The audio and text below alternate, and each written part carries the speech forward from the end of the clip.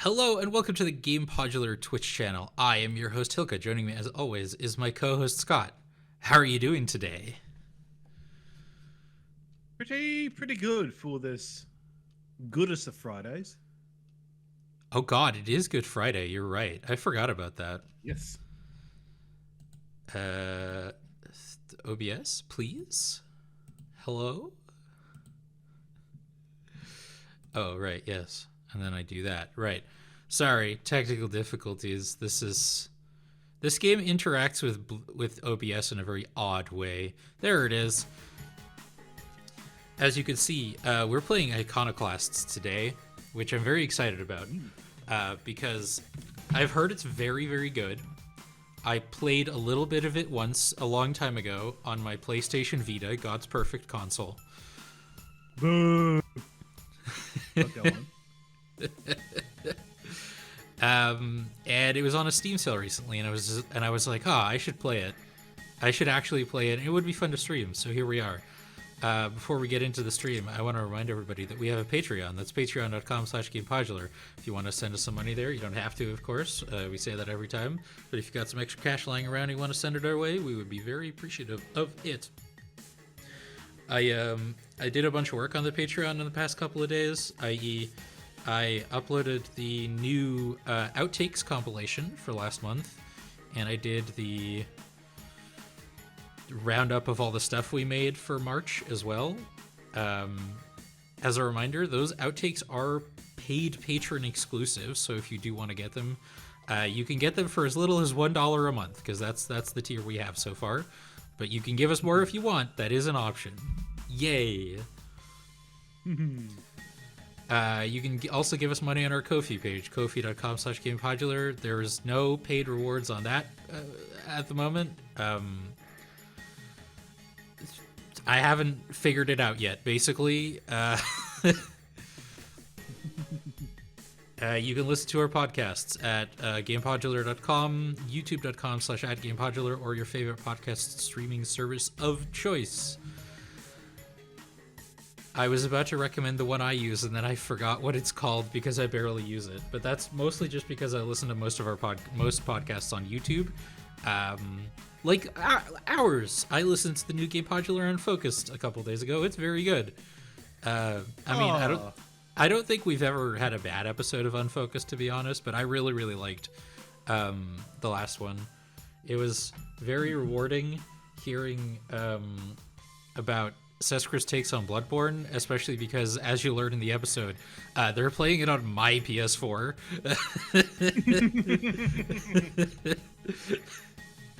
And the fact that they finally finished it means I also get my PS4 back. So that's like a small bonus. Yeah. But I mostly did it because, again, as you'll hear in the episode, it's like the one main FromSoft Souls-like that they hadn't played before now. Except maybe Demon's Souls. I don't know if they've played Demon's Souls either.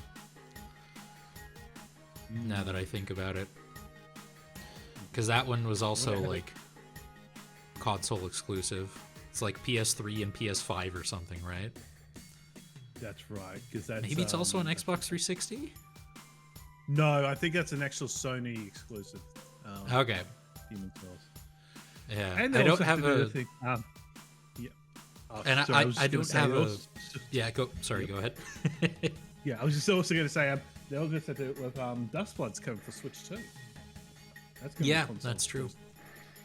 We'll see when that comes out. I mean, all we know is like this year, right? Not more specific than that. That's right.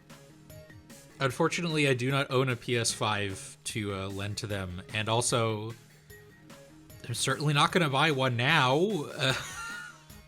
I cannot believe that. Like, it's about $919 for the digital only based PS4 now. Yeah, it's disgusting. And like, on the one hand, I get it, because like manufacturing costs and especially materials right now are just ludicrous. Thanks, US government. But who's gonna buy? Like, even in US dollars, the price is like, it's like $650 US for the base model. Like, screw that. You could buy like two Nintendo Switch 2s for that or something. It's ludicrous. Although, I mean, the Switch 2 is probably going to go up in price sometime soon. I have to assume it will. That's the assumption. I don't know. I'm just not holding my breath that they're going to do it. I mean, I hope they don't. Yeah, I'm most hopeful that they won't. They'll work out something, either increase the price of their games or their accessories. But we shall see. I mean, depending on who you ask, they did technically increase the price of their games. At least in the US. I have a story written up on this for N-Focus, which I will get into more on the podcast itself, and also we should probably actually start playing the game. I feel like standard mode is a solid pick here. Gotta go standard mode. Yeah. Yeah. Are you ready for some pixel art? I do love some well-executed pixel art.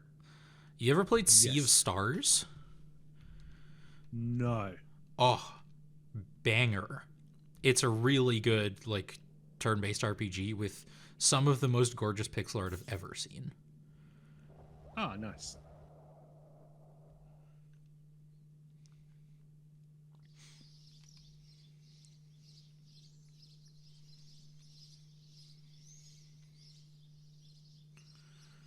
The sort of impression that I've gotten from this game is that it's sort of the biggest, or at least the most critically acclaimed indie Metroidvania before Hollow Knight, basically.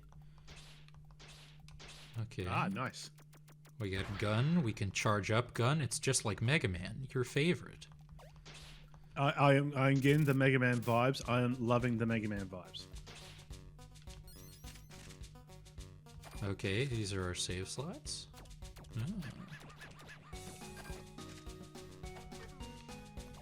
Look at this. It's high res pixel art. Love it. Yeah. Okay, so that's crouch. Both of these are crouch. That's exciting.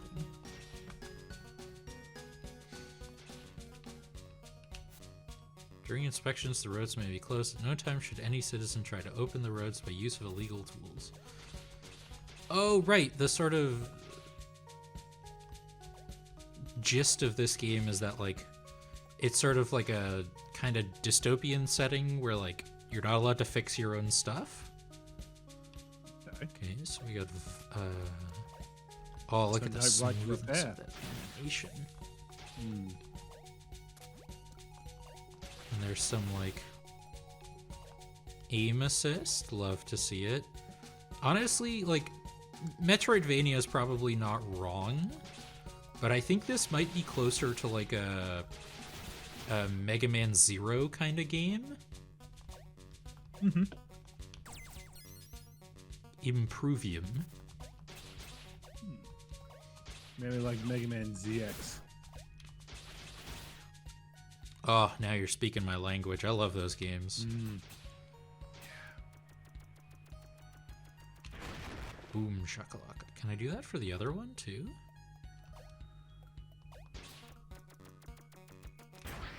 No. Okay, that's a different.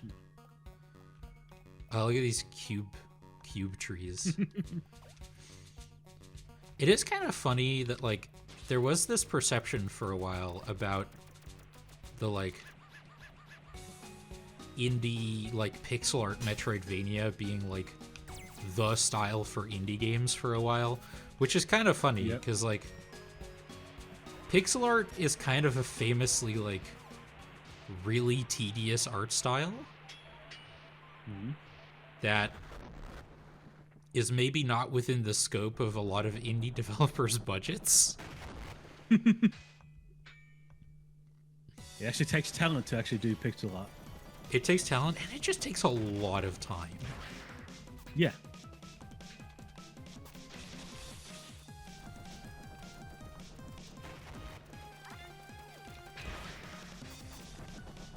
Right. When you're cooling down, you can't fire the gun at all.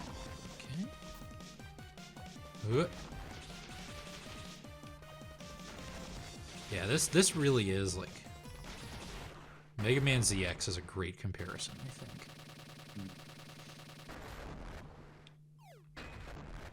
Because yeah, I've played like one or two of the Mega Man Zero games, and they're more like they are still a little level based, right? Yeah, but rather than like the traditional Mega Man, you select the stage. It's more of a case you go to it. You have a hub section, and then you go out into a certain fork, and that's your stage. Yeah. I also discovered that left trigger is also crouch, which I'm going to be doing as a manner of preference. But the thing I was talking about with Nintendo increasing their prices, it's sort of a matter of opinion right now, because in the US they announced that Yoshi and the Mysterious Book, I think it's called, the new Yoshi game that's coming out next month, is going to be $60 digital and $70 physical. And you can look at it as the price of physical games going up or the price of their digital games going down. And Nintendo has straight up like referred to it as they when IGN reached out for comment, oh hello, I'm Agent Black and this is my partner Agent White. Okay, now let's see here. 17, Soul House resident, assigned occupation, daughter of Paul Rowe, that's hard to say, mechanic for the concern who died 2 months ago, leaving his daughter living alone. Well, that's your backstory out of the way. Time to get a job, right? Rumors circulate in the air. They whisper that the mechanic's daughter may be picking up his wrench. Could there be truth to this? The most horrid of accusations. Liar. We've heard things. My head's same. Well, anyway, reports on Paul Rowe's death say he was killed by some sort of unfortunate accident. Well, assets can be replaced. Question is, what things could be passed down to his little darling? What could she do with it? Perhaps she's been running about, fixing the mechanical problems of the poor people in the village, like a little heroine of handiwork. Heroine of handiwork is a phrase that, because of the alliteration, is very Sesqua-coded. Like, this is definitely something they would say. Yeah. There's already been a lot of penance in that settlement. Might you not say you could be part of the reason? Liar. I know your type.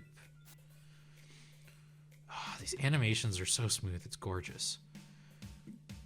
Private practice is a sin and a private mechanic for worse. Sinners need to be punished. Ooh, it's religious dogma. He, the Almighty, dislikes secrets, and ivory fuels should not be touched by improper hands, like the hands of a mechanic. If we all just chose our profession, nothing in this world would ever get done. He just wants balance, my dear. But we didn't find any tools around this house. You only seem to be carrying that tiny excuse for a stun gun. I'm not in the mood for hunting contraband, but Settlement 17 has been reading a lot less repairs recently. Somebody is twisting some nuts. Wow, it really is very churchy.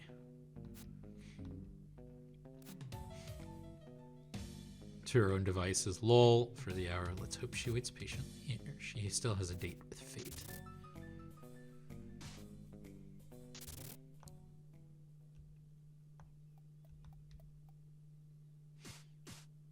There it is.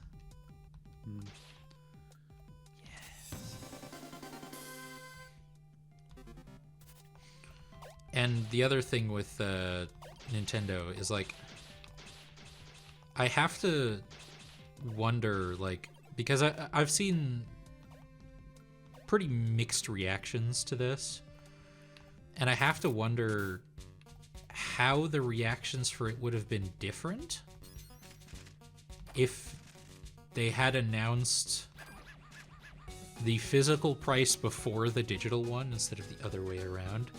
Hi, Most Strange. How are you doing?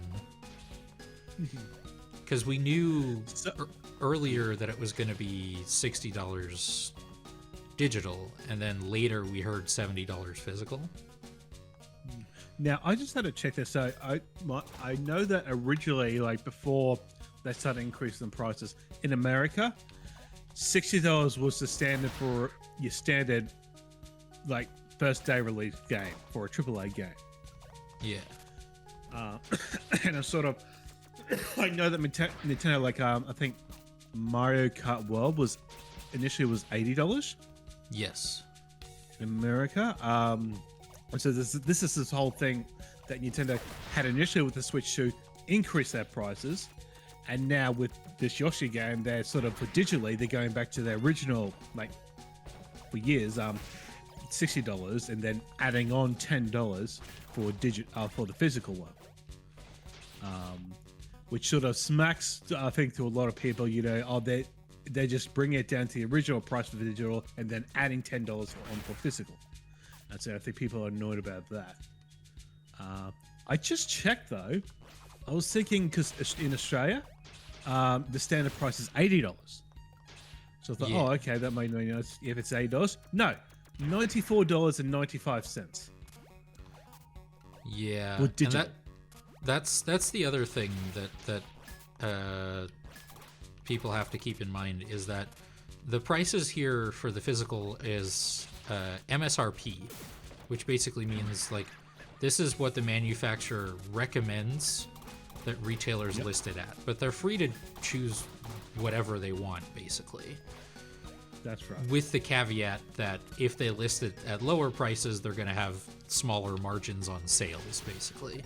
Like, whichever way you slice it, this is like, whether it's Nintendo lowering the price of digital games or increasing the price of physical ones, it is bad for like game stores and collectors and physical media enjoyers and ownership, because like times are tough and people are gonna try to find a bargain wherever they can for a luxury hobby like video games, right? And this is sort of like another thing in the, I hate to use the phrase, but sort of death spiral of physical media. Yep. And they've done it in their own Nintendo way. Like, they haven't released two models of the Switch 2, with one only having like the micro SD card slot, and then the other one for a more expensive price with the actual Switch 2 cartridge slot, like PlayStation and Xbox. They've just gone, well, if you go digital, it's going to be cheaper. Yeah. Oh, hello. But people are reading it, and probably rightly so, that it's just going to be more expensive physical. Okay, this looks like something I should be able to open, right? It's not just me? Yeah, it looks like it's odd box, but... Oh, what is that? I can... That red thing, can you screw that red thing? What happens if you do that? Doesn't look like it does anything anymore. Okay. What if I probably can't... No, that's too far. So this attaches it from the outside. Oh, this opened this door. Gotcha.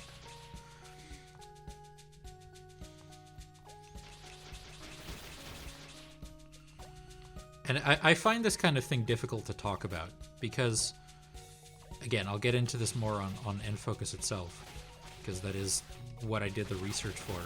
But a lot of these things, like, we'll probably never know the actual reason behind it, so all we can do is guess.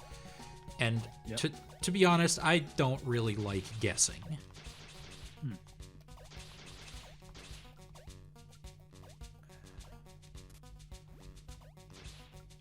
Okay, I can't... You can... I'm so... What other, like, 2D game like this was I playing where I keep expecting to... Right, I've been playing a lot of Castlevania, and that's making me feel like, oh, I'm missing a slide. think I have to go in from the other side. But that sort of brings me to my next point and what I alluded to before we went live, in that I have takes about opinions and the way people use opinions. And the basic gist of it is, I feel like a lot of people have been done a disservice by not going by, like, you know how you in elementary school you learn, like, the difference between a fact and an opinion is that facts are objective and opinions are subjective. Yeah. And, you know, that's a reasonable explanation when you're 10. But there's a lot more nuance to it when you're an adult, and unfortunately a lot of people haven't really gotten past that. Because, like, and it gets into annoying discussions of freedom of speech as well. Interesting.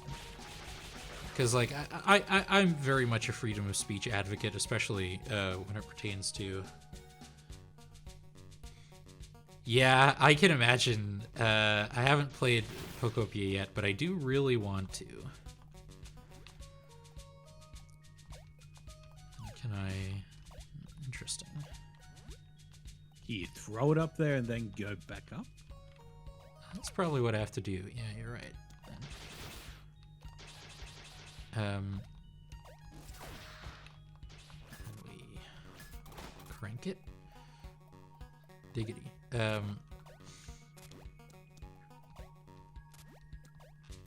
But yeah, like, opinions, I'm a big, like, free speech enjoyer. But I also recognize that freedom of speech, you know, protects your right to say the thing, but not necessarily your right to not get criticized for it. You know? Like, if you're going around here, Technium, that's new. If you're going around here spouting garbage and people are calling you out for it, and your argument is, well, I should be allowed to say it, that's not an argument. Like, and the most frustrating thing is, why am I going back here? Right, there was, I remember there was another thing sort of in the air that I wanted to investigate over by my house. Like, an opinion based on incorrect information is actually just a wrong opinion. You know? Like, there's people out here, a lot of them in frustratingly high positions of power, who are of the opinion that climate change is not real. And, sorry, that's just not true. Like, we do in fact have the data.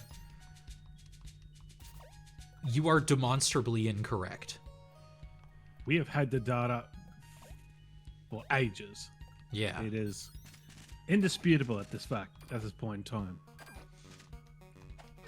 And then whether they're ignorant or lying or both,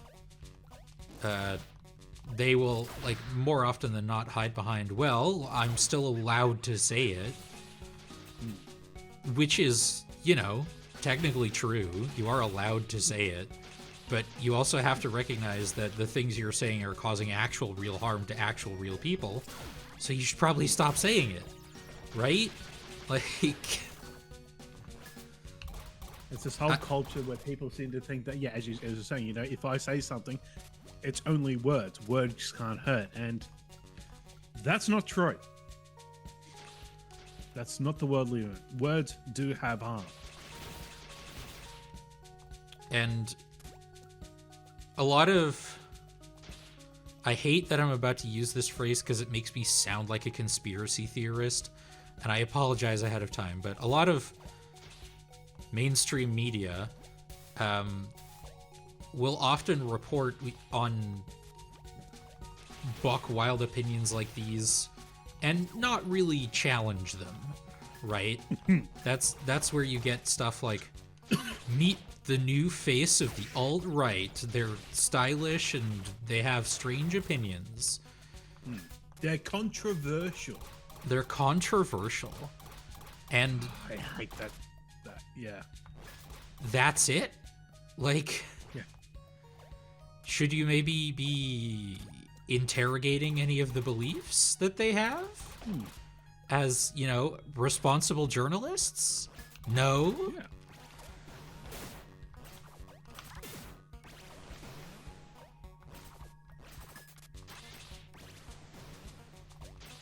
And I bring this up because I've been watching a lot of something that I didn't really think existed anymore, which is like YouTube debunking content.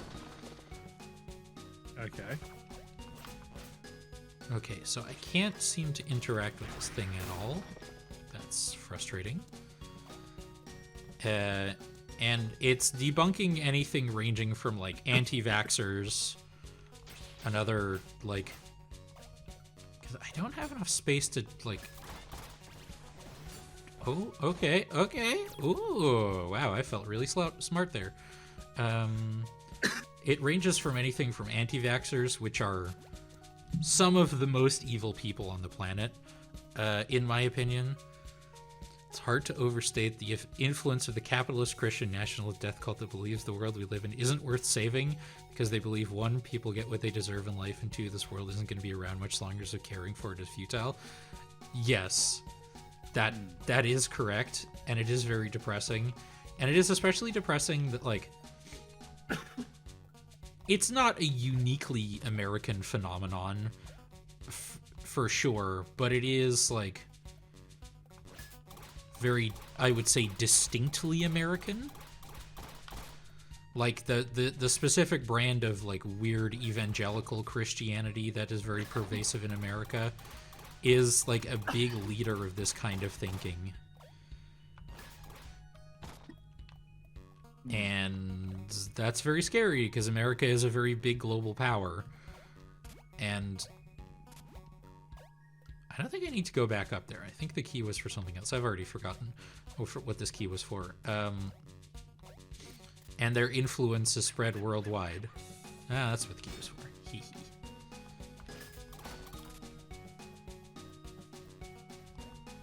I was sure there was going to be a boss here.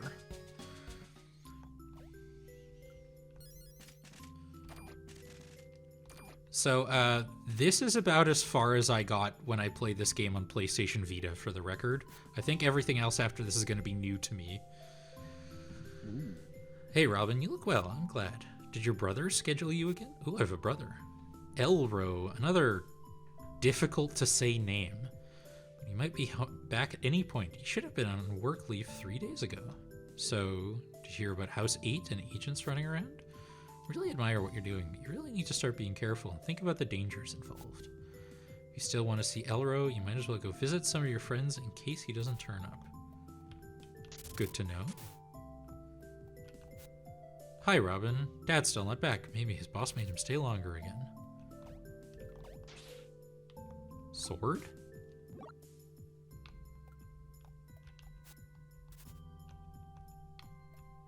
There's just a sword.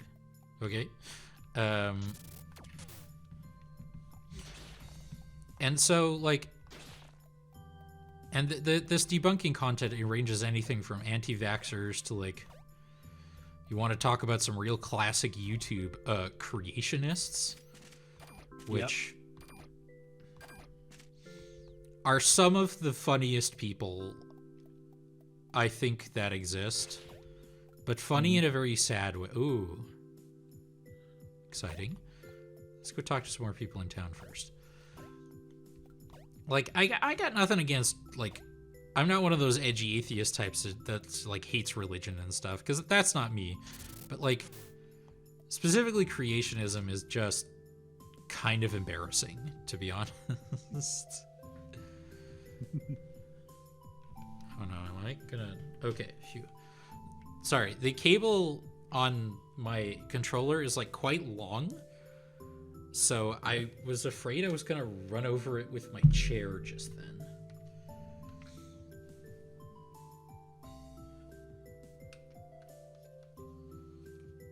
It's also tangled in a way I can't seem to undo. Tweaks.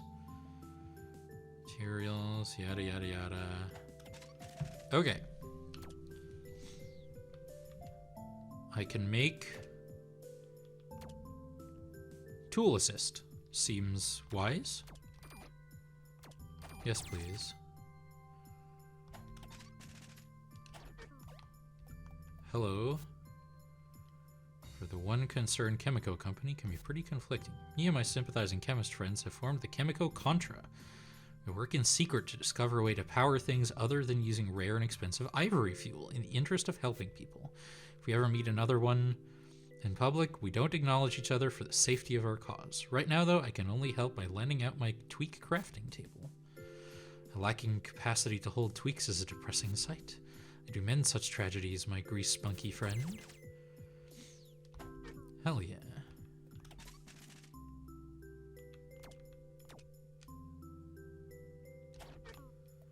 So these would be like your charms in other roguelikes.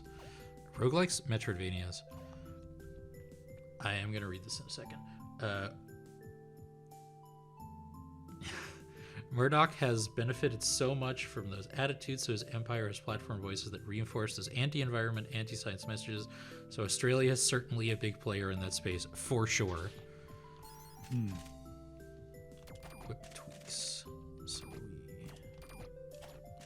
have that, and then we save.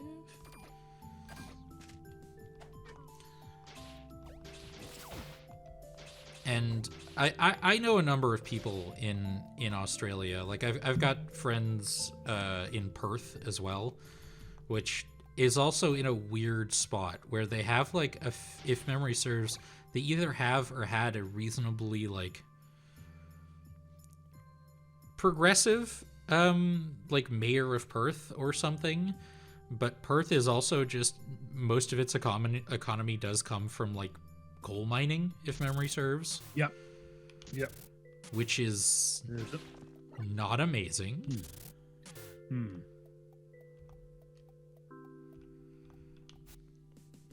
Ivory fuel is becoming stupidly expensive.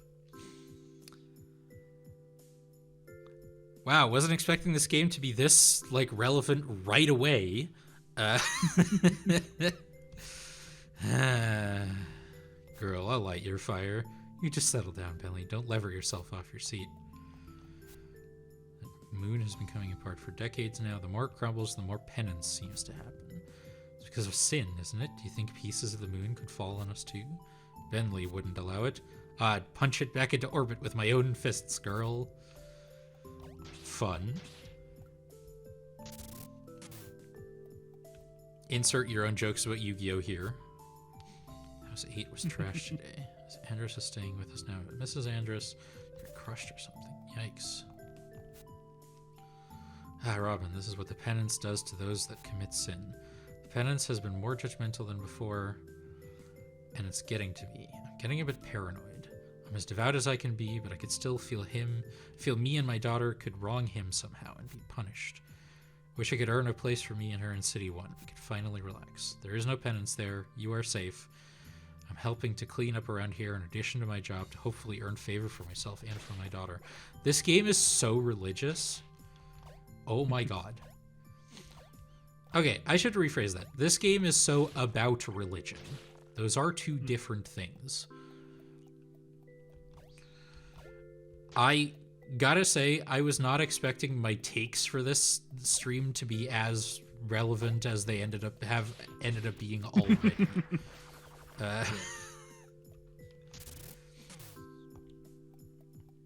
And it also gets bad with like conspiracy theories, right? Ooh, lore time.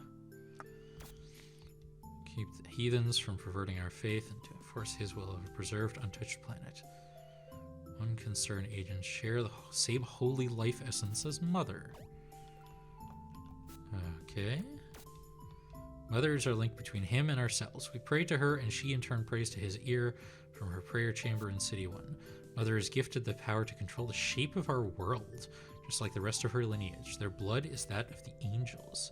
City 1 is where you should aspire to live. There is no penance there, but sins will still get you banished back to the outside. There are no penance in City 1 is very, like, there is no war in Bossing Say. I don't believe it for a second, and I 100% think it's propaganda.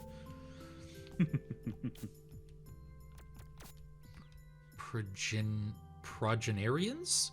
The caretakers of our churches. Okay. Ivory.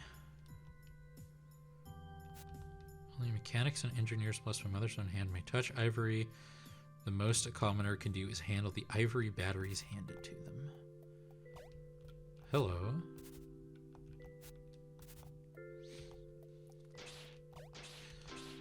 I think, like, there's, like, two flavors of conspiracy theorists that I sort of think about. Because conspiratorial thinking is a thing that you can just be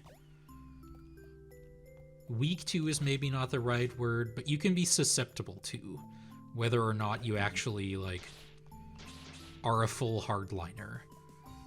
Yeah. So there's victims of conspiracy theories and there's propagators of conspiracy theories. And I do feel a lot of sympathy for victims because it can be easy to fall victim to them and then go down a spiral really hard into some really heinous stuff. But it's the propagators I have the most problems with. Letitia. Truly capable. Perhaps we can meet again. I believe in you. Okay. Because we got...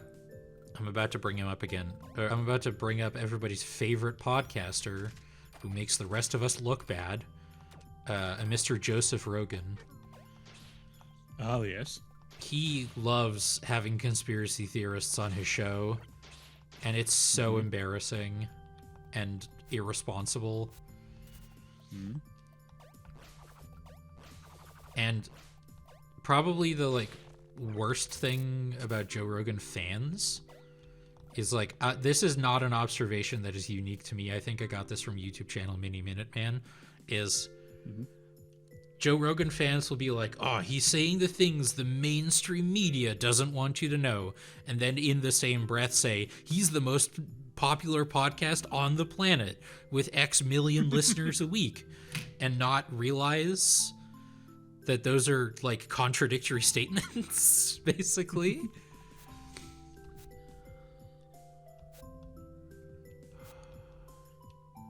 Ooh, maps.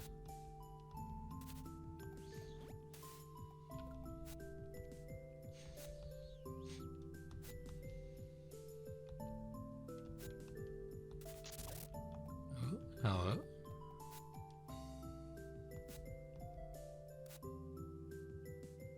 Ah. Pontus. Ooh, that's a very biblical name.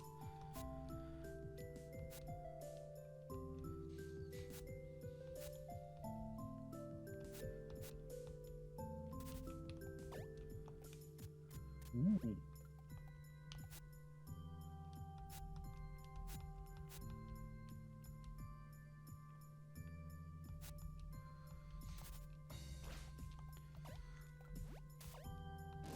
Because, like, conspiracy theories range from, like, basically none, like, I shouldn't say basically. As far as I know, none of them are true. Hello, Sunflower. Ah, it's my brother, Elro.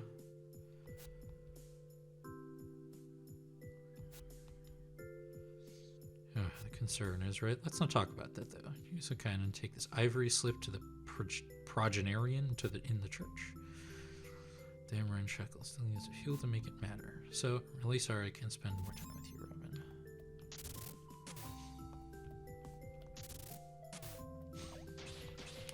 Because, like, some of this debunking content I've seen has been on, like, flat earthers. Yep. And they are truly a sight to behold.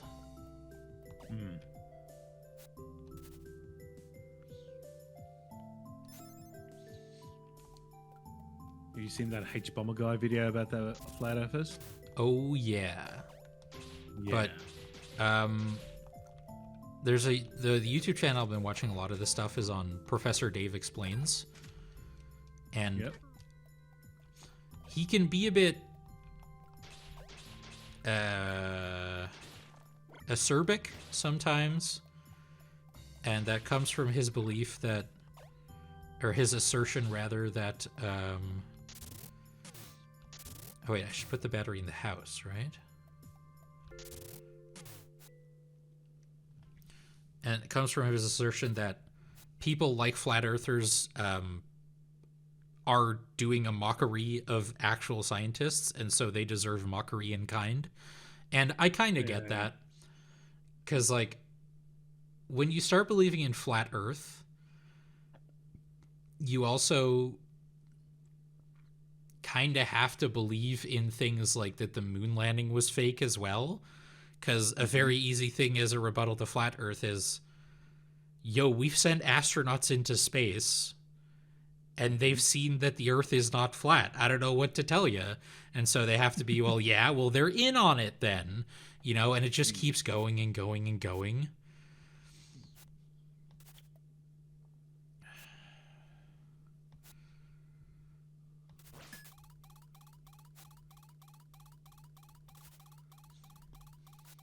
I feel like everyone, to an extent, do have some sort of conspiracy theories that they sort of have a jokingly not explicit belief in, but sort of a more of a feeling. Where I think people have that, but the thing is, you've got to understand. Like I've got some theories, but I won't go explicitly say this is actually what is true. This is just simply, I would just say it's just like a thought experiment or something. And if it did end up being true, it's like, oh, okay, I sort of felt that way. Yeah. Yeah, like it's sort of no. I think it was. You ever seen that show Last Week Tonight? Yes, I've been watching a lot of Last Week Tonight in the past couple of weeks, actually. Yeah. Same. There was one where he did it on conspiracy theories, and John Oliver basically said, you know, he thought there was a conspiracy theory that, you know, Princess Diana was, you know, murdered, and he knows that's not true. Oh, hedonism.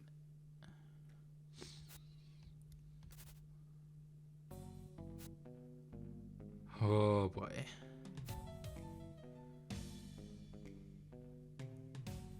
Independence within your given homes. Don't resist and you'll be back home in bed before you know it. Just close your... Oh god.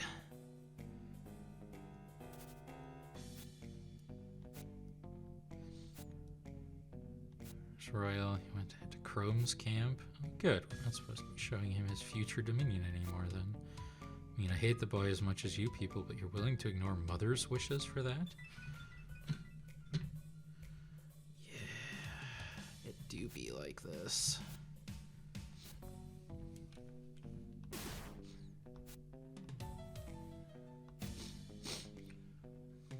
The only thing that I believe that I would generously call a conspiracy theory that I think is actually quite harmless is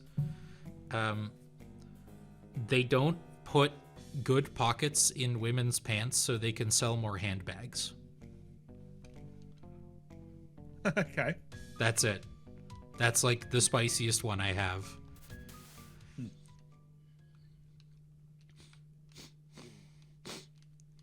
Ooh, sword. Came into play already. Oh, that's very loud. You know what's a good pixel art game for me? Do tell. When you have a sprite that does a rotation. Oh. If it does, I love it when a game actually animates the rotation rather than simply getting that image and just scaling it. Like not to lean into that too much. I've seen games where, like, if you take down an enemy, the enemy will just, rather than actually like draw like the individual rotation sprite, it'll just rotate one image. Yeah. Yeah. Okay, we're in jail. Mina of the Pirates. Ooh.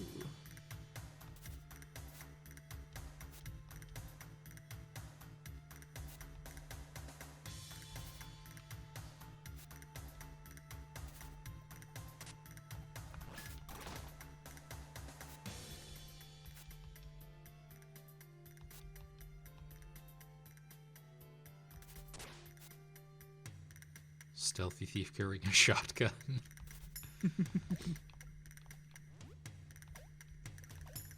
Oh, okay, okay.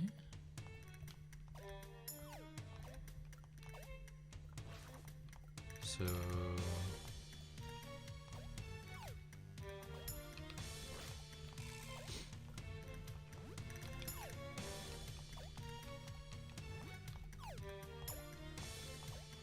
Okay, I need one more. Of course I do. There's 3 of them. Oh, got there.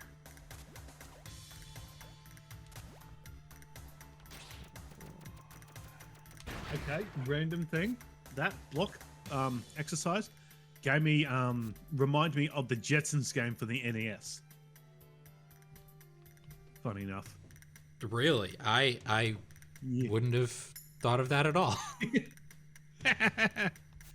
Hence why I said, hey, yeah, hence random.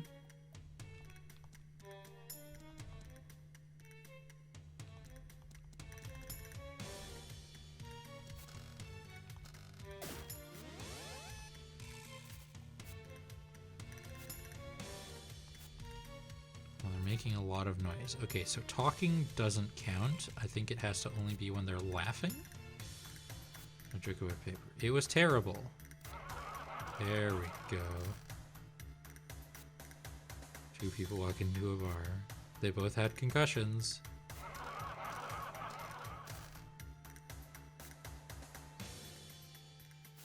I'm still working on it, God.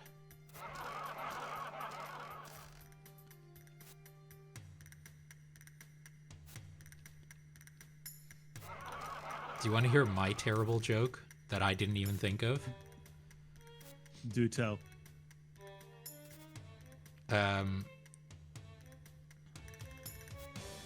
What's a pirate's favorite letter?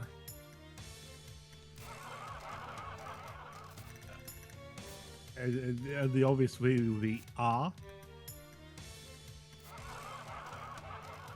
You'd think that, wouldn't you? But no, their first love is the sea. Hey. I like that.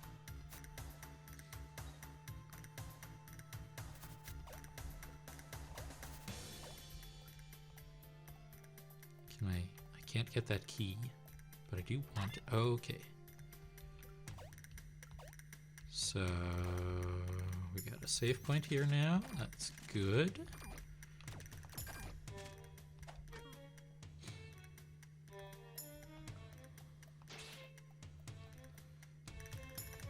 Oh, we have a party.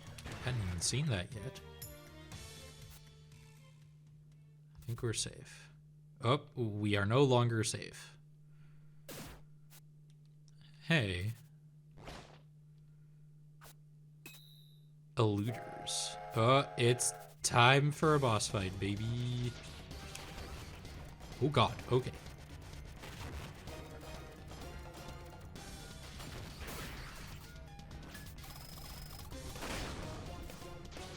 Okay, so we're dodging and we're chunking. We can destroy these.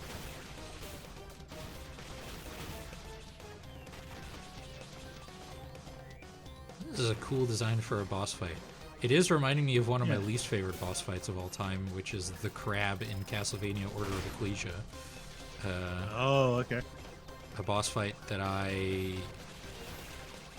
admittedly, part of the reason I dislike it is incorrect nowadays. A big part of it is I just didn't know how to beat it, basically. Like, it was a part of the game where you weren't really doing... It's like one of the first bosses in the game, and you have to beat it by like climbing all the way up to the top of the lighthouse, and then dropping an elevator on it. But I didn't know you had to drop the elevator on it, so I would just keep like trying to fight it normally. Yep. And dying every time. So, for the longest time, I just never beat that boss.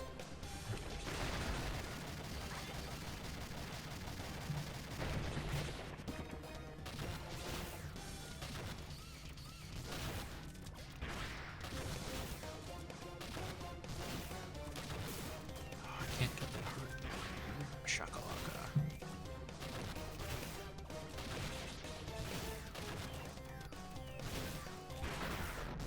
Got there, baby. Yeah. And that boss fight had good sprite rotation. Oh, yeah.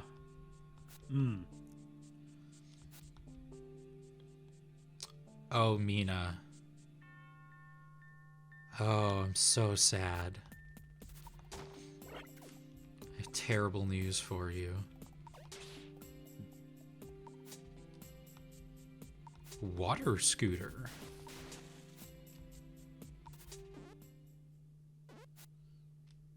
Slatterns. No.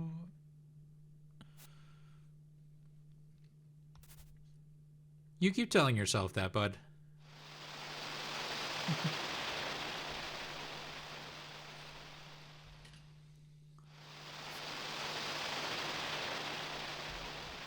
People. Maybe take them to captain? Ooh, woo, what's this?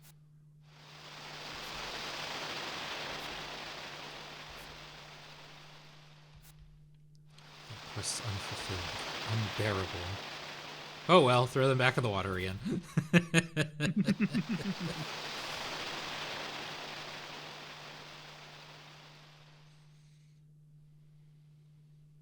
Oh, the way they've done the moonlight on the mountains, it's beautiful.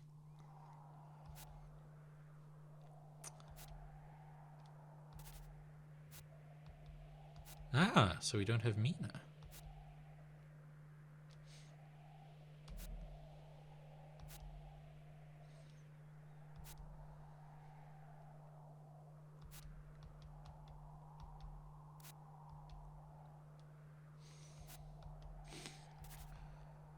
Okay.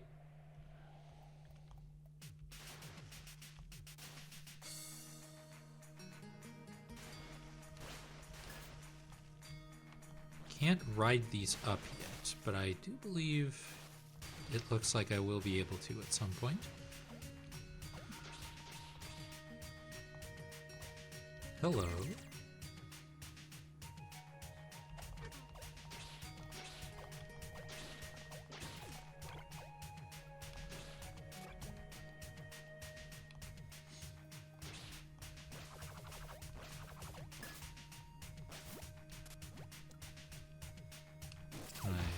Nope. Okay.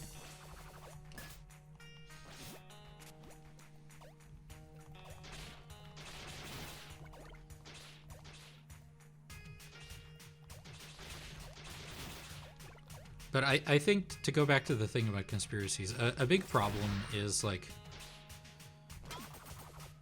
we know pretty much for a fact that it is very difficult to convince people of something using facts and data, which sounds counterproductive, but it's like, because people hate feeling like they're wrong, basically, and so instead of, I'm using a generalization here.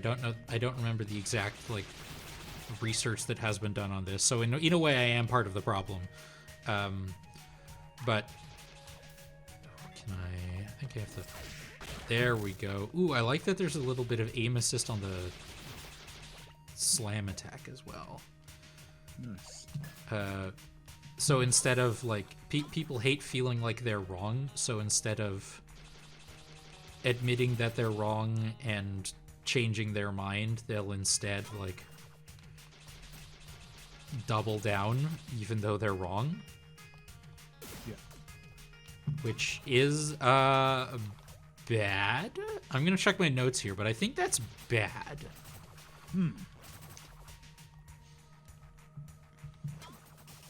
And I'm not gonna pretend like I don't love being told I'm wrong, but I have definitely gotten into the habit of just, I should double check this when I'm told I'm wrong, you know? And that makes me anomalous, unfortunately.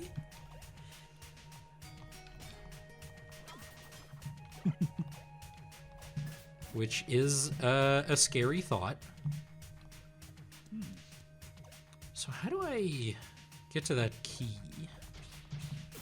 Oh, whoops. Not by doing that, that's for sure.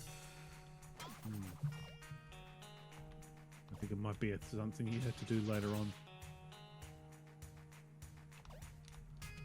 Yeah, maybe. I mean, this is technically a Metroidvania, I think, so we do have to ask, what's the time from start to double jump?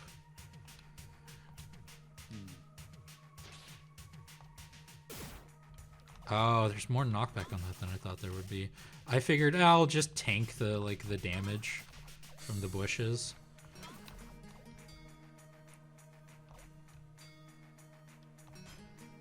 Ah, damn it. All right. We're almost up to our break. So I should...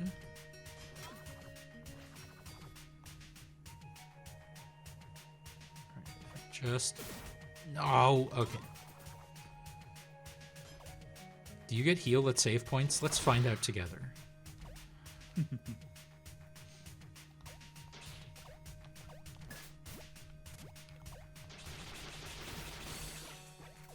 The platforming in this game feels great, by the way.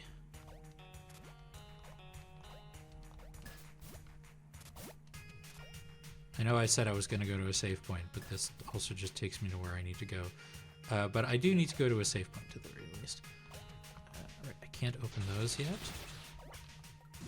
Okay, get some health. That's good.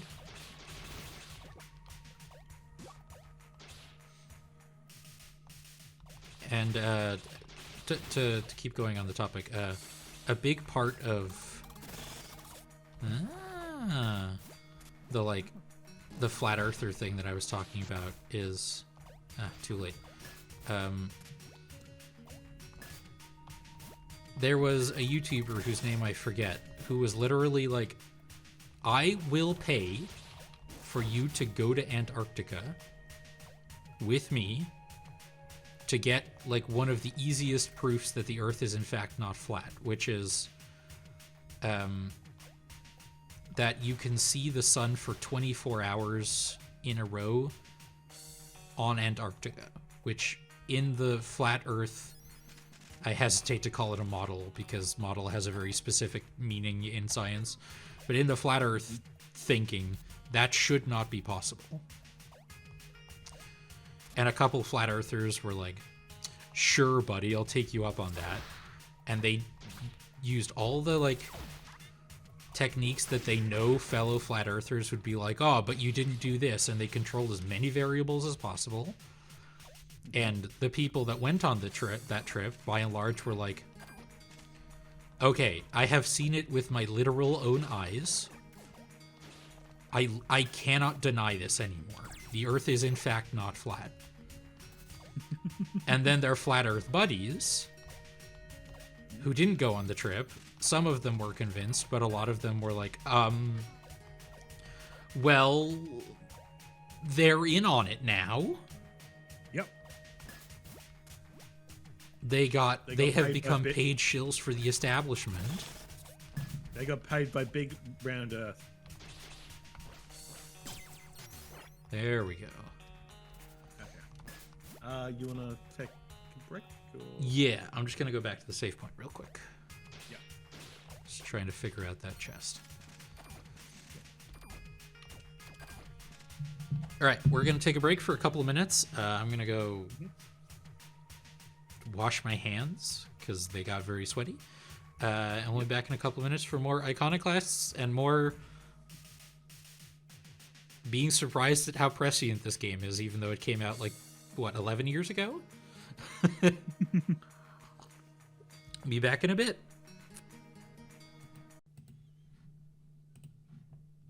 And we're back. As soon as OBS remembers that we're playing a game. There it is. Hello. And the other thing I wanted to mention with the conspiracy theory thing is a lot of conspiracy theories survive based on the fact that people just don't understand the science that disproves them. And yeah. I'm rarely going to like begrudge someone for not understanding something. Like I'm not especially science literate. Like I barely scraped by in high school physics, and I'm fairly confident I actually failed high school chemistry. Like, I am not the right person to be asking science questions. But it is the people who are on the same level of science that I am, who are Dunning-Kruger affecting themselves into believing that they understand the science when they actually don't. And then, even worse, claiming they understand the science better than actual scientists that are causing a lot of the problems.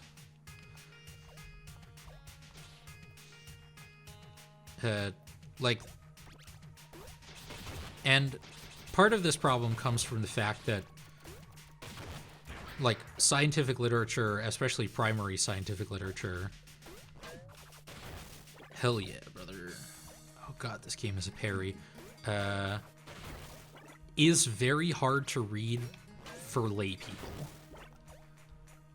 And that's partially because it's not written for lay people. Like, it's written for by scientists for other scientists. But this is one thing that I will, like, as a basically failed academic myself, will say about academia. Admittedly, I did it more in, like, the language area, right? I went to university for English language and culture. Is communicating about your academic field to other academics and communicating about it to lay people are two different skills. And not everyone who has one has the other one. Because, like, back when I was better versed in it, I could theoretically start talking about, like, you know, literary theory with people who just like reading books, and they'll probably be pretty lost. And that's fine, you know? And it is frustrating that that lack of communication is creating this many problems. And the best way that I think exists that we could do it is by people who have both the skills to read primary literature and communicate it to lay people. And that's a lot of the YouTube I've been watching recently is science communicators. And I've mostly been watching, like, geology and archaeology and anthropology stuff, because that's what interests me the most and what I have more familiarity with than, like, chemistry or astronomy and physics and stuff. But I'm sure, like Professor Dave explains, he is a former, like, he has his degree in, I think, organic chemistry, but he is by his own admission more of a generalist than anything else. Like, he's skilled enough to read the scientific literature even in fields he doesn't have a degree in, and be able to teach you the basics of it. Like, he does partially like debunking content and partially just like tutorials, like he would when he was a professor, teaching like anything ranging from forensic science to Latin.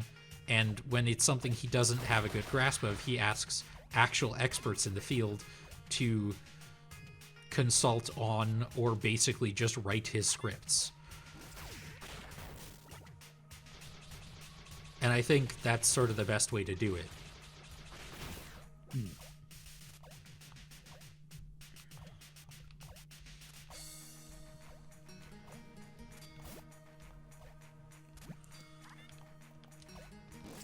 I think you've got people like, say, like Bill Nye.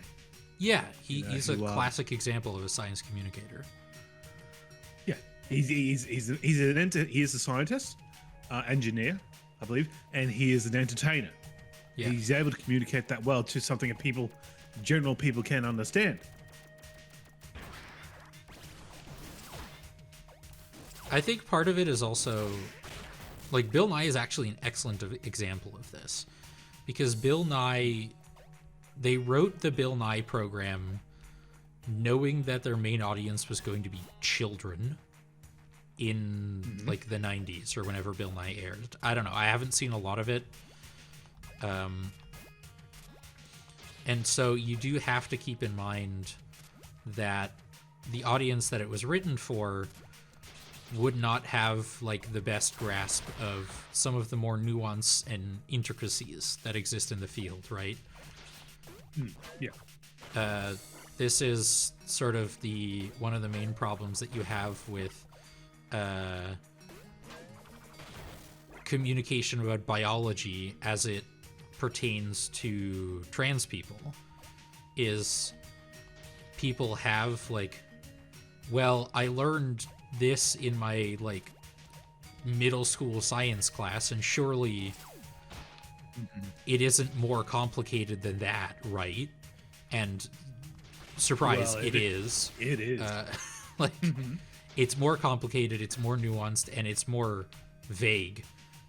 At least, again, as far as I understand it, as someone who is not particularly good at science. But that's... And it's constantly evolving. It's constantly evolving, yeah. Yeah.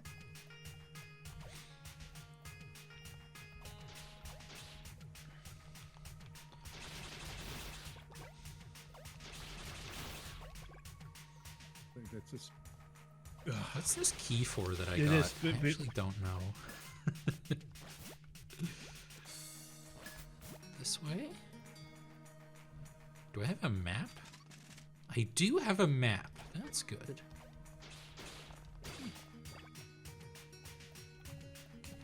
And I got this key, which leads somewhere, I'm sure. This is such a fun enemy design. We haven't really been talking much about the game, because this is a very interesting conversation. This is our want, I think. It's something we do a lot.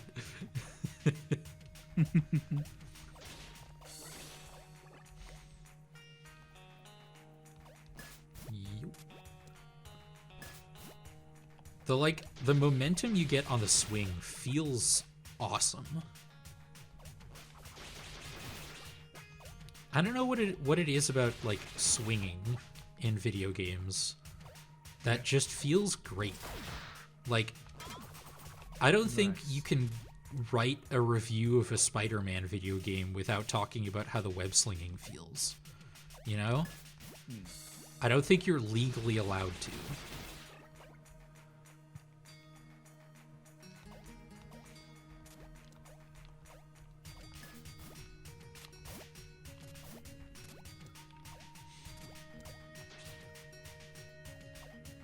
But yeah, like, admitting that you don't know something is hard.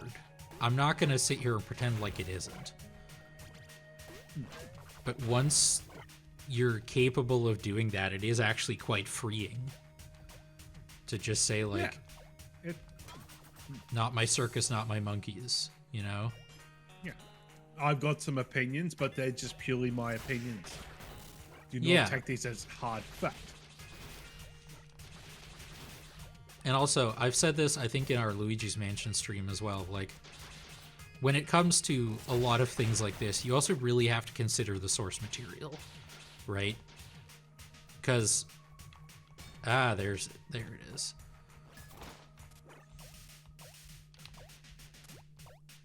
Because, like, I don't believe you need a degree to be, like, a scientist or an expert in the field, but it helps. Like, as long as you're doing good research with good sources, then I think you're all good. But yeah,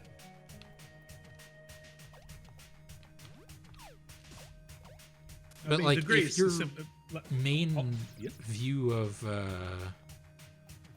if your main sources for information on this is like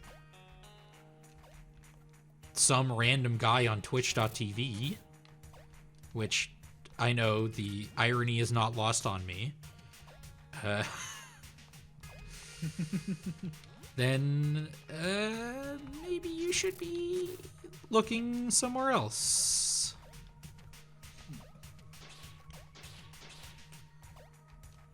So I don't see how I can get up to this chest, because I can't seem to interact with these yellow boxes yet, and I can't carry the purple box out.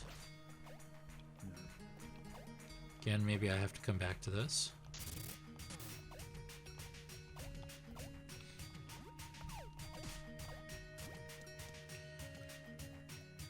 And that's also, like, one of the terrible things about vaccine information, or misinformation, right, is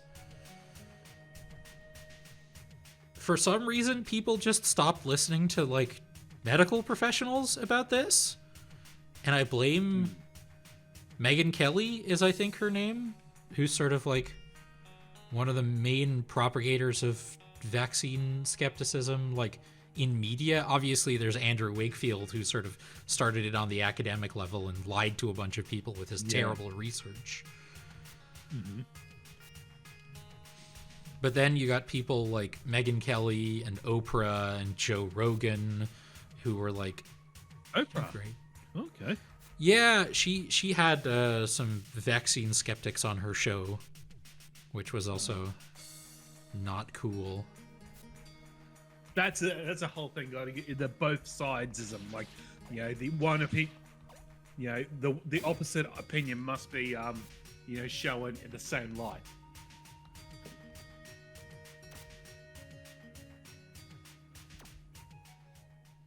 Yeah, and that's another thing that, okay, circle plus triangle equals sad face.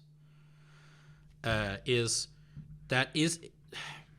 maybe it's because I've had, like, some amount of media training, and by media I mean journalism, where, like, it is not, I'm going to pause here for a second, it is not the job of journalism to feature both sides equally. It is the job of journalism to be neutral. Those are two different things. Like, it is impossible to be fully neutral on any topic, because you're going to bring your own biases in regardless of what the topic is. But if you, as a journalist, are presenting two sides of an issue with equal merit, as if they have equal merit, but one of those sides, like, say, vaccines or climate change, is just demonstrably incorrect, you're not actually doing your job. Like,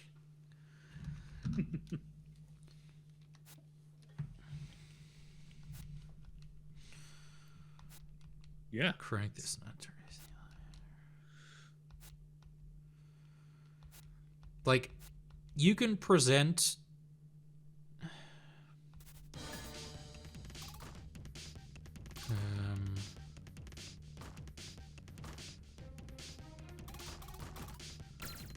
you can present like a controversial or strange side to an argument, but it should not go unexamined.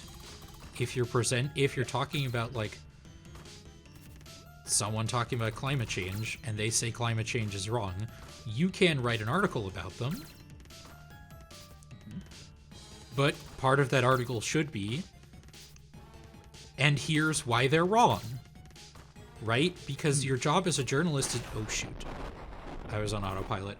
Because your job as a journalist is ultimately to report on the truth.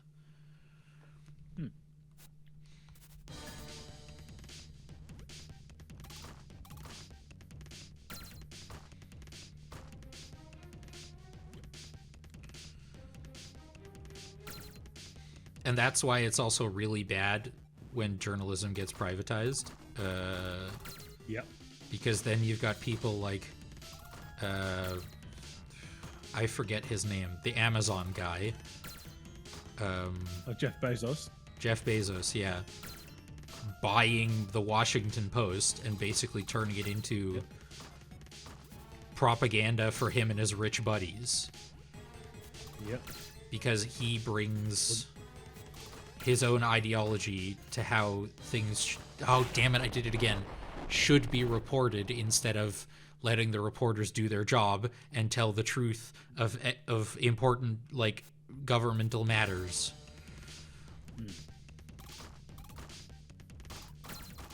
And that's why all billionaires are evil.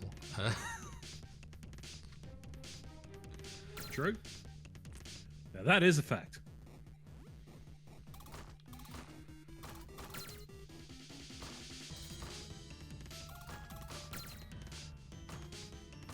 If you want to get... I'm about to start speaking. I'm about to do the very thing I warned against and start speaking about something while having very little information about how it actually works. But no, oh, I thought I could get it to X. Man, this would be so much easier if we weren't having this very good conversation. You can have like a philosophical discussion about whether the concept of evil actually exists, right? Because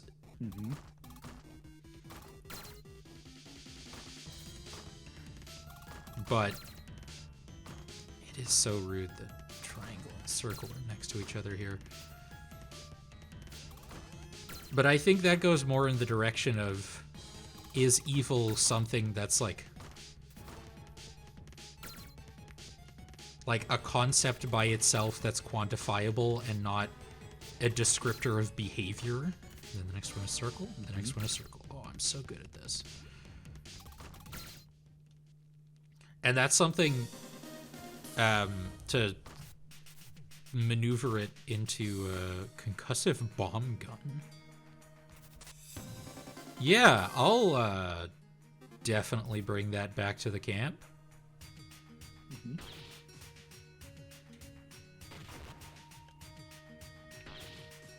How do I switch back to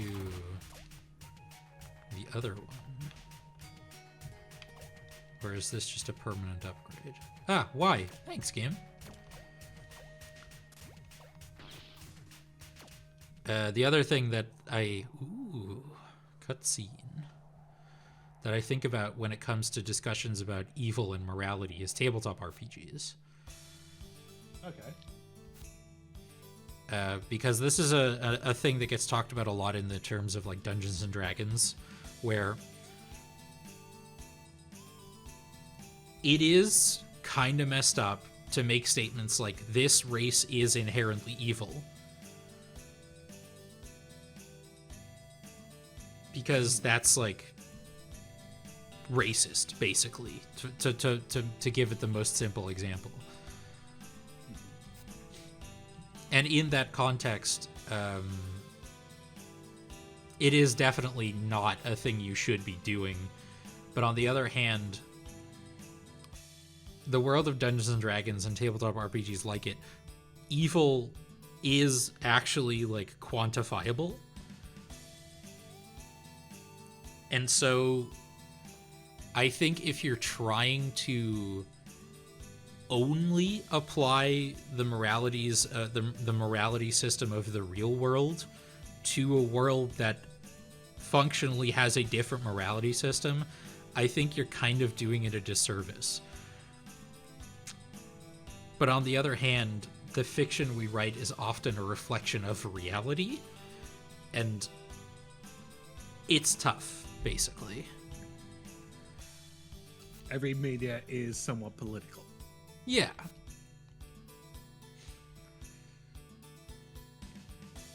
There's not one single person's ideal that suits every single person. Look, the game's talking about what we're talking about. Evil's tries. That's like asking if I believe the wind needs the air to exist.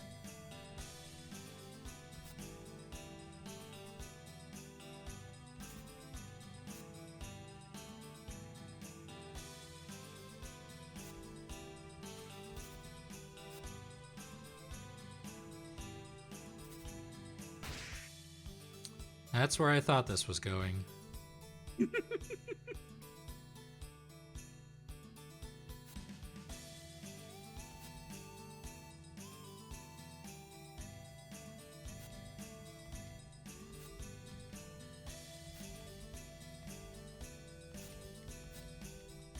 Totally get your stupid Loverboard General Chrome down. Ah, so this is Chrome.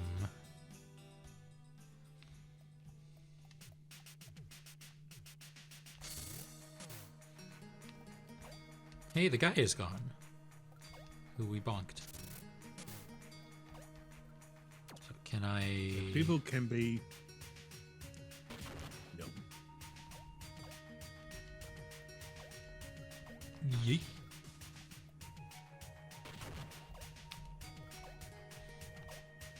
Can't grab onto that ledge. That might be a double jump situation. Yeah, probably.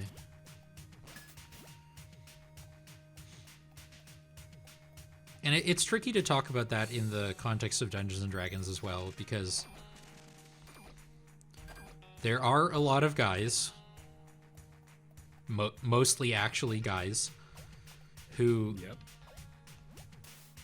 make a similar argument because they believe art is apolitical, which it just isn't. Oh, that's cool. But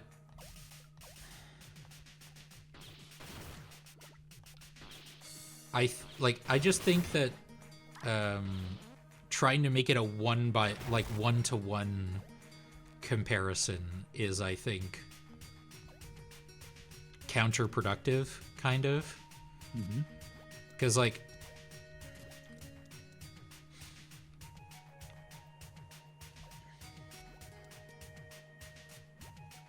again, I'm not like edgy YouTube atheist guy who makes jokes about religious people being idiots, but one of the main differences with this world and D&D world, oh, I can't go back up, that's a bummer, is,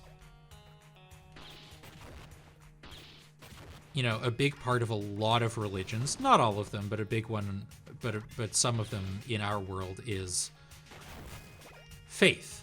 You know, the idea that even though it might be irrational, you believe that the tenets of your religion are accurate because the whatever it is you worship is real. Whereas in D&D, you know for a fact that the gods of Dungeons and Dragons are real. You can literally talk to them. They pop around, they say hello.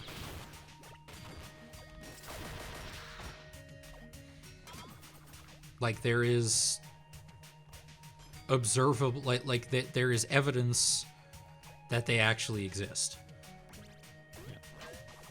and you don't have to take it on faith that they do.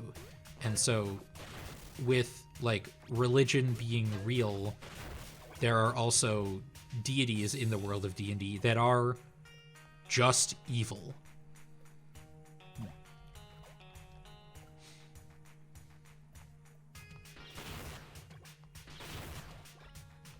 there a charge attack for this? Probably is.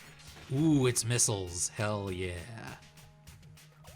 Ooh, can I destroy these rocks with missiles? No. Unfortunate.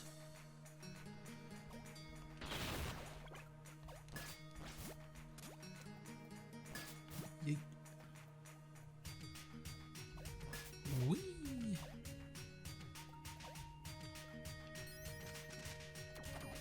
Right, I can't craft tweaks here. I can only equip them. But I should be able to craft them because there's a Chemico camp here. Although, what was up here again? I can't remember.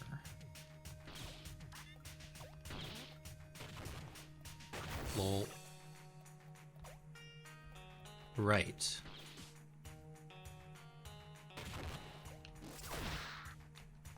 And I can't go through the other side. This is probably the other side of the Chemico camp.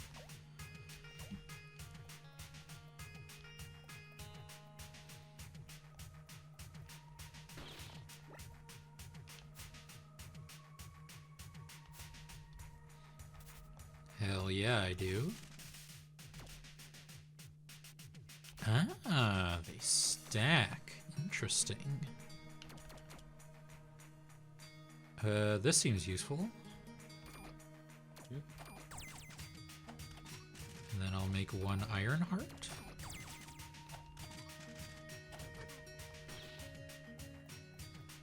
Then go back into the save point.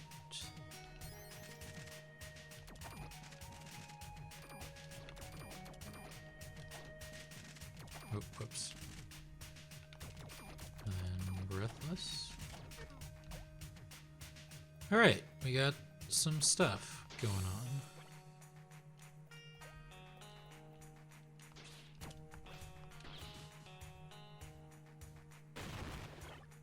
Was I wrong?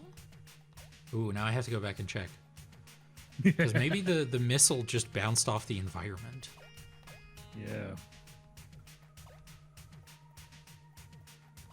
Oh, nope, too far. Or not far enough, rather.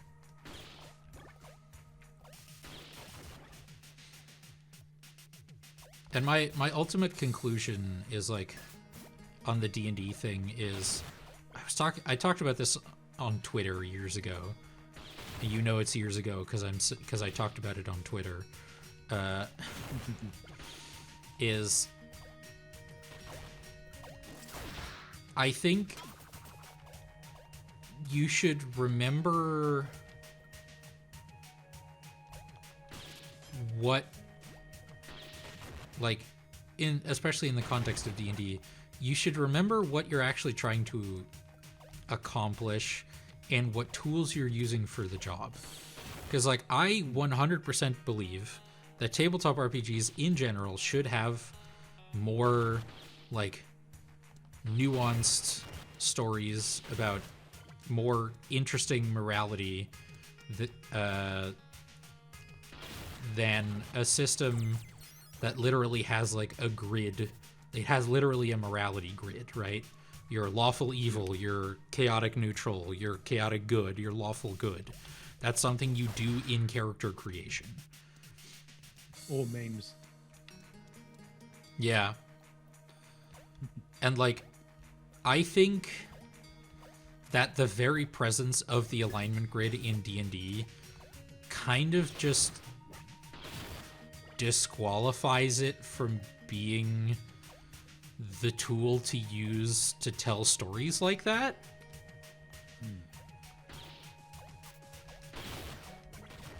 And, you know, you can go into a longer discussion on tabletop RPG design where, like, D&D would probably just be a lot better if they got rid of the alignment grid altogether. And there are some people who play, like, who basically house rule it that it doesn't exist. And also,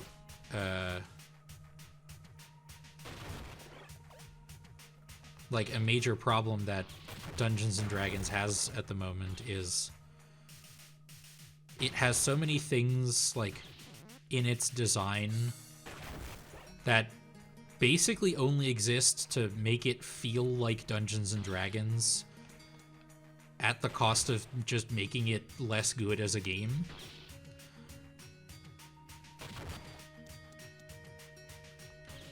Maybe you have to do it from the top. Yeah, I think so. But again, I'm not a tabletop RPG designer, so I don't know that for sure, right? Like, that's how it feels to me based on, like, the way I play Dungeons & Dragons and the other non-Dungeons & Dragons games I've played. But I could be wrong.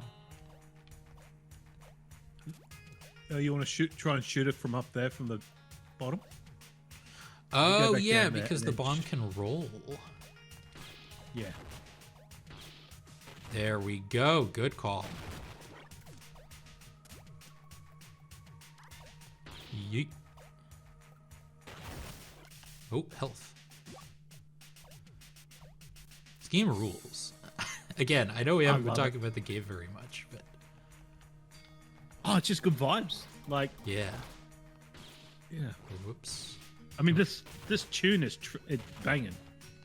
Oh, yeah. Doo-doo.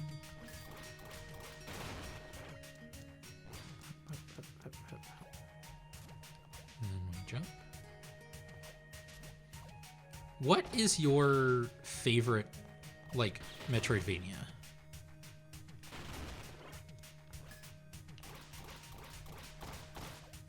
Oh. Because, like, I'm not 100% confident that I should be calling this a Metroidvania yet, but it has some of the elements, you know? Ultimately, my favorite Metroidvania is Metroid Prime.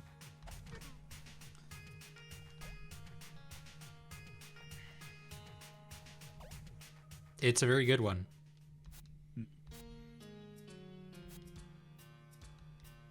Regard for my stripe. Everyone is out to torment me. I am the caged canary, woefully forced to sing during the dinners of noblemen. This canary shall break out of its macabre coop. Ah! Who are you? Robin? Good day to you. I am royal, as is obvious. You're a mechanic with a scouting party? Did you come here looking for me?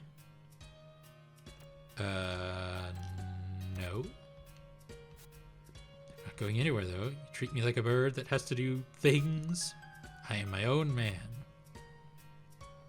What are you doing over there? Oh, the flowers? Yes, I was summoning. Summoning? Interesting.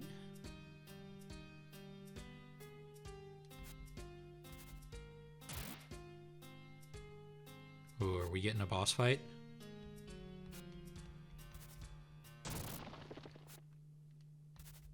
Yeah, here it comes. Ooh, it's Gurren Lagann.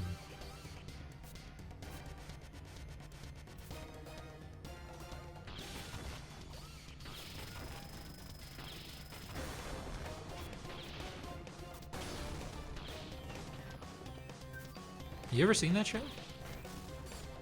No. Oh, right, I can counter those, I think.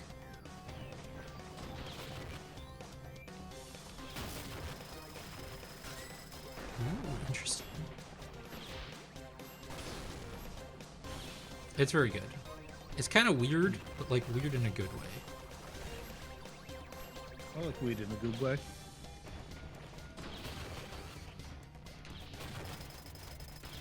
I like anything in a good way.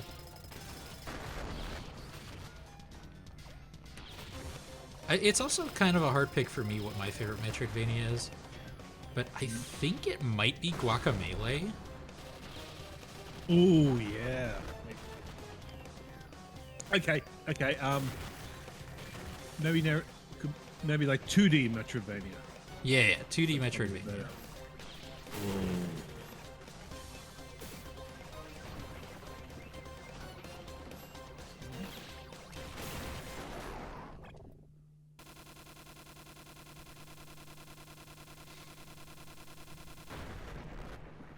It's probably very basic, but I'm gonna say Euphoria for NES. Nice. Hmm. I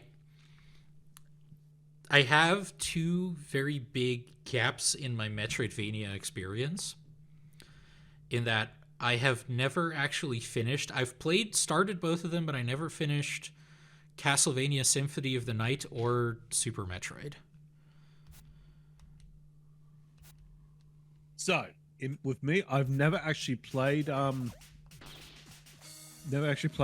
Symphony of the Night. I do have it on PlayStation, so I got I think it's like a double pack with like Symphony of the Night and Rondo of Blood. And Super Metroid, numerous times I've just beaten that and played and beaten that in one sitting. Yeah. I did start playing it on NSO, and I think I got stuck at a certain point. That's usually one of the problems I have in Metroidvanias is this is a thing that happened to me with Bloodstained Ritual of the Night, is I know where I'm supposed to go, but I don't know how I'm going to get there. And there's usually like a secret door or like a breakable wall that I just can't find. And I don't really want to traverse the whole goddamn map looking for it, you know? Yeah. I would say in that instance, it's probably best just to use a guide. Yeah. The problem is, I think, especially with Bloodstained, like, I think I did use a guide with Bloodstained and it still didn't help. Oh, okay.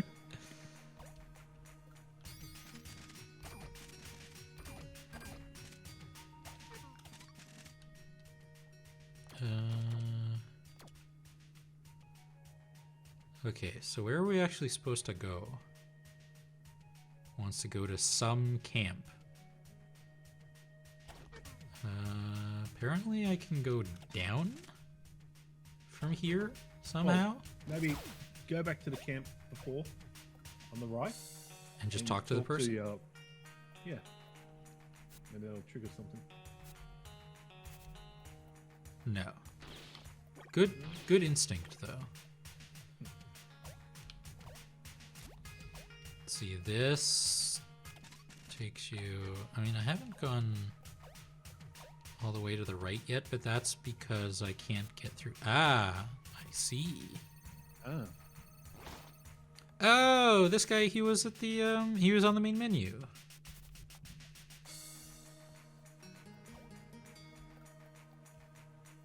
What an interesting tree. Yeah, Guacamelee is a banger. Oh, I love that game. It's one of the first games I played on Steam Deck. Yeah. I replayed Guacamelee. Yeah. That was one of the games I played on Vita first. Didn't finish it, but then ended up finishing it on Switch. Nice. Should go back to that. Axiom Verge is another good one.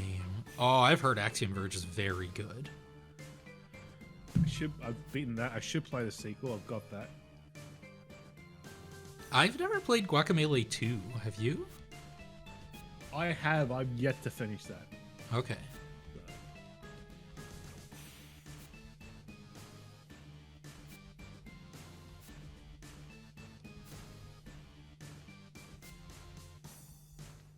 Beatnik Pros.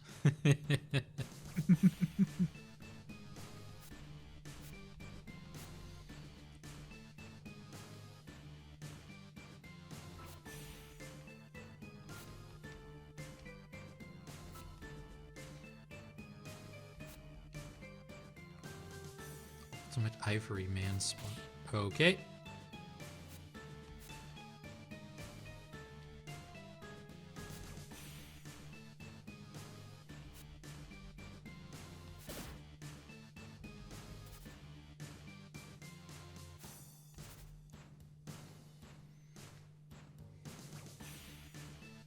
An interesting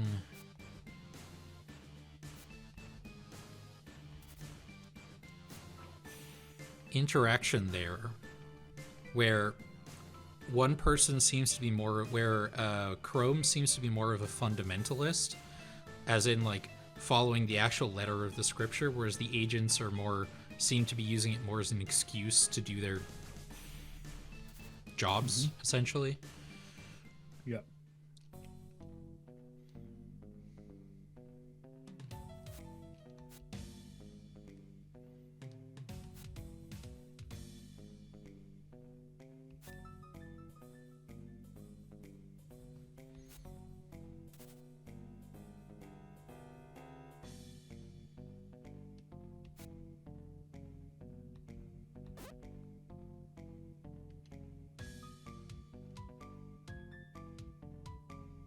We saw him. He's on the boat.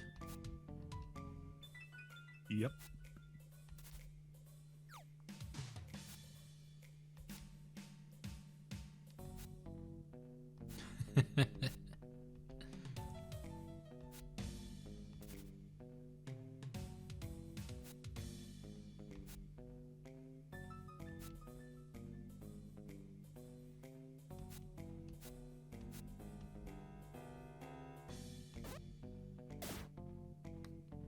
Ah.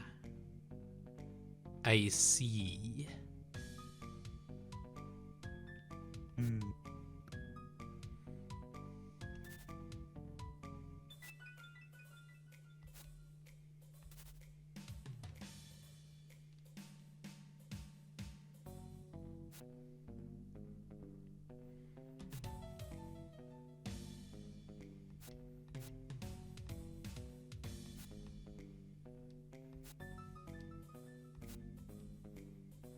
Prototype thing.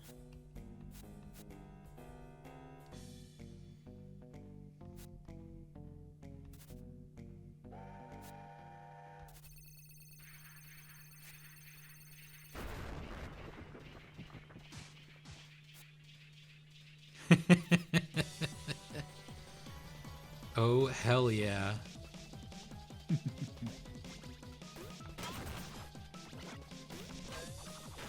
See ya.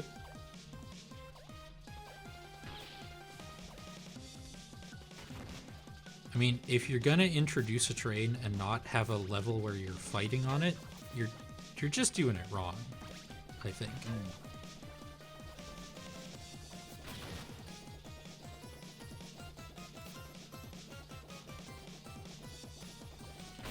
Every train boss fight's got to have a helicopter in it. Exactly. There we go. He's still reading the book.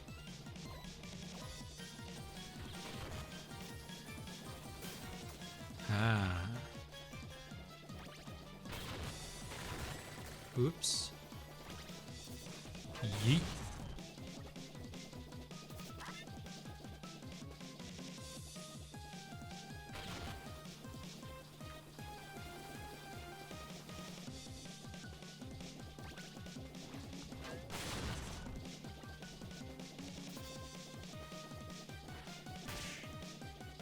Oh, yeah, it's got arms. I also love a good helicoptering. Oh my god. In video games.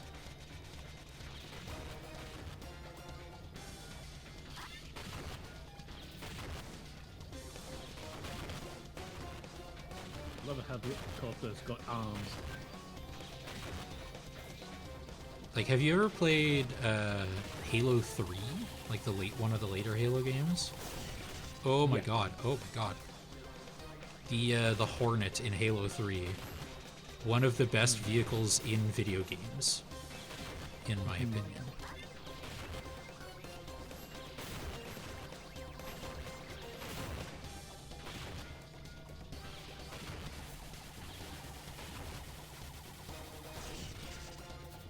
Not this time, bucko.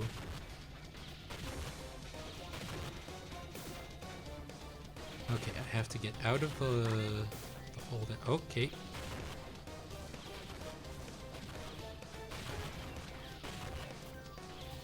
The propeller blades also hurt. That's good to know.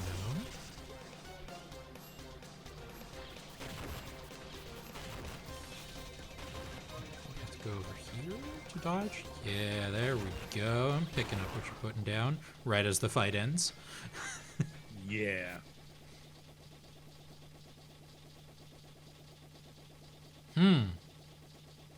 Now, have you noticed the symbols that are on the freight car we're currently standing on?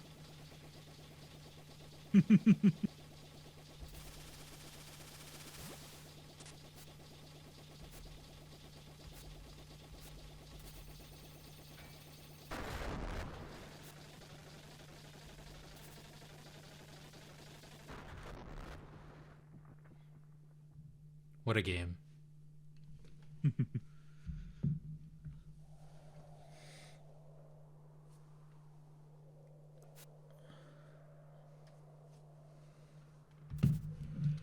Oh.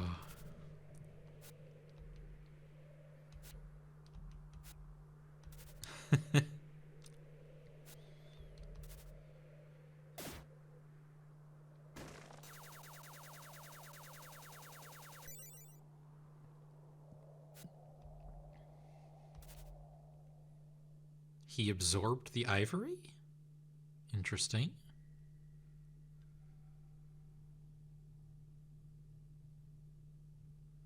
It's Dad, I assume. Mm.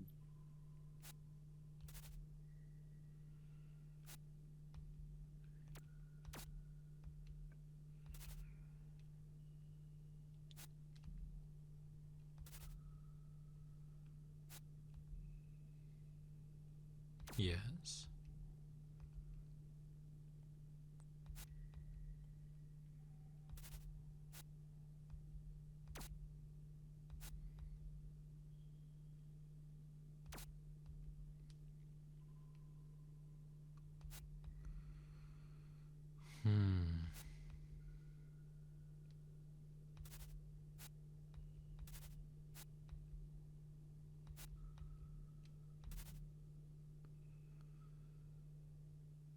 Yeah.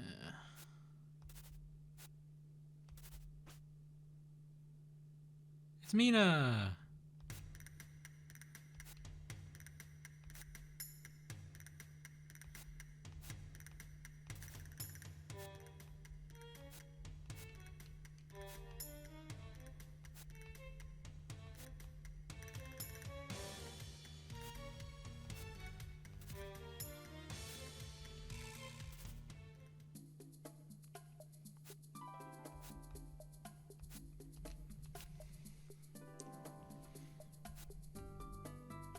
I feel like this is Mina's mother. Yeah.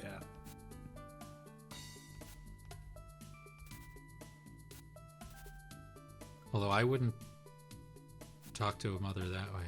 Sambo? Okay. Ooh. Maybe sister?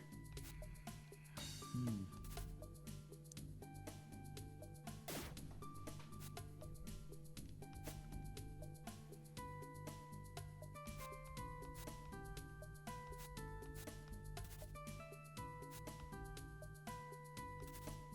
Okay, definitely not mother.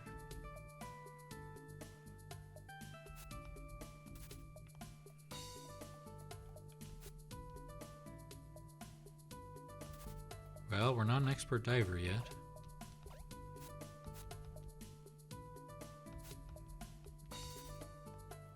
Sure.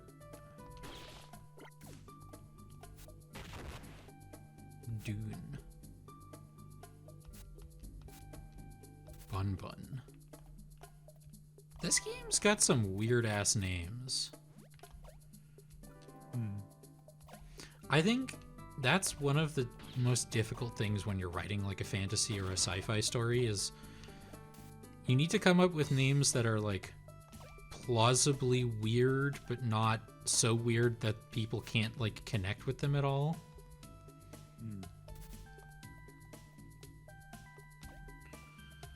Although, shout out to are you familiar with a thing called the Tiffany problem? No. The basic gist of it is Tiffany sounds like a very modern name. it sounds like, Valley Girl from the 90s kind of name. Yeah. But its origins, like, it goes back far enough to be present in, like, the Middle Ages. But the problem is, if you write a story set in, like, the 1600s and you call a character Tiffany, people are going to think it's weird because it sounds like such a modern name. Okay. So while you are being accurate with calling that character Tiffany, if you want to be, like, correct with the timing of your setting, it actually makes it seem anachronistic just because of the way the name is. Okay.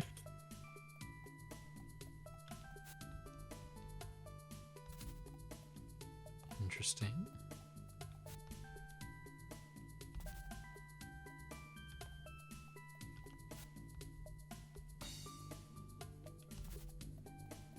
Same. Although I don't believe in spirits.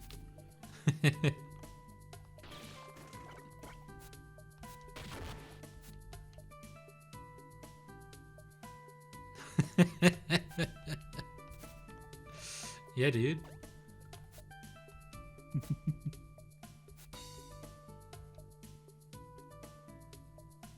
Settlement 17, huh?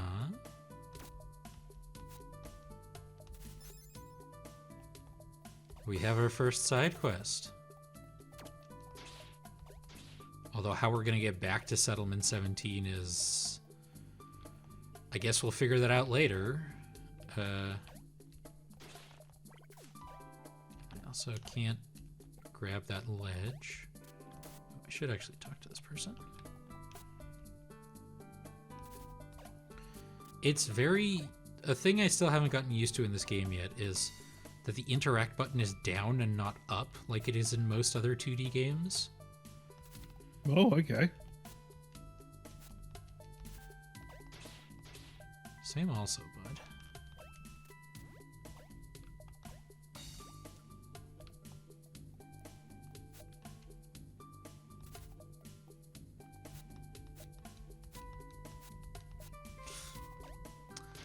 Ah, children.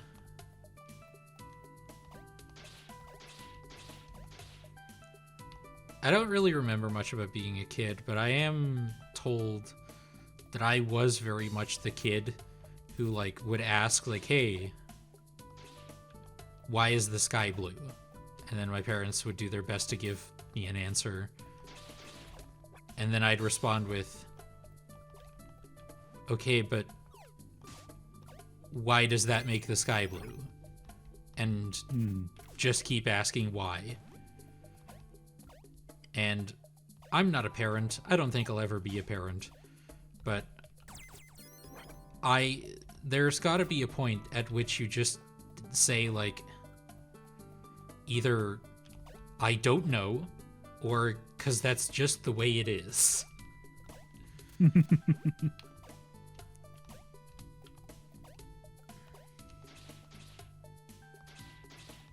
And that's a very unsatisfying, and both of those are very unsatisfying answers. And that's why I went to university, I suppose.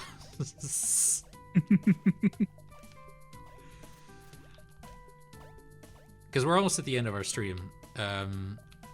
So I wanted to, like, sort of finish the thought on basically everything we've been talking about today, which is you gotta keep learning. You know? Mm-hmm. It's irresponsible and dangerous and also just kind of cringe to be like, well, finished school, never have to think about that again, and then just assume the world and the advancement of science doesn't change in the next 60 to 70 years that you're alive. Like, I'm not saying you just keep going to school forever, but, you know, keep up with the news.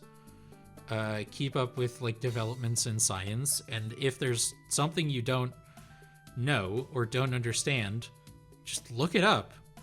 We have the internet. And look it up from good sources. And that raises the problem of, okay, well, what's a good source? And that's another very long explanation that you should also have learned in like middle and high school, is how to identify good sources. But here's a hot take that isn't actually very hot, especially not for people like me. There's people who complain a lot about like, we should start teaching media literacy in school. We do. It's called English. Like, you learn how to read and interpret texts, and that's 90% of media literacy, is understanding what the text you are reading is saying. And I have gathered that English classes, especially in the US, are generally not very good. Mm-hmm. But that's a different story, right? Like, that's not something we can do much about. But like, media literacy is a skill, and I think in a world where media controls so much, we have to just keep training that skill, because if we don't, we're gonna end up like flat earthers, and nobody wants to be a flat earther. So that's my take of the day. Go exercise your media literacy muscle. Exactly. So if you like the kinds of things we do here and the kinds of things we talk about when we're on stream, be sure to go to patreon.com/Gamepodular. Give us some money there. Get the outtakes compilations if you want to pay cash money for it. You can also pay us money on Ko-fi, kofi.com/Gamepodular. You can listen to our podcasts on the website, gamepodular.com. You can go to youtube.com/@Gamepodular, or you can listen to it on whatever podcast service you enjoy doing. My favorite is Antenna Pod, but you can use whichever one you want. You can watch VODs of streams like this one and stream highlight compilations and the occasional YouTube short on youtube.com/@Gamepodular streams highlights. You can join our Discord server, for which I don't have the link handy, except I do, assuming I know how to spell properly. You can do it right there. Oh, beautiful. As far as our stream, I almost said scream schedule. Should we do that? Should we have a scream schedule? Oh, I don't know. If you guys like the Scream movies, I think they're not too hot at the moment now. Oh no, I'm just thinking like schedule times where we just scream. Oh, that could work. That could be fun. You know, some nice stress relief. The next stream we have scheduled is...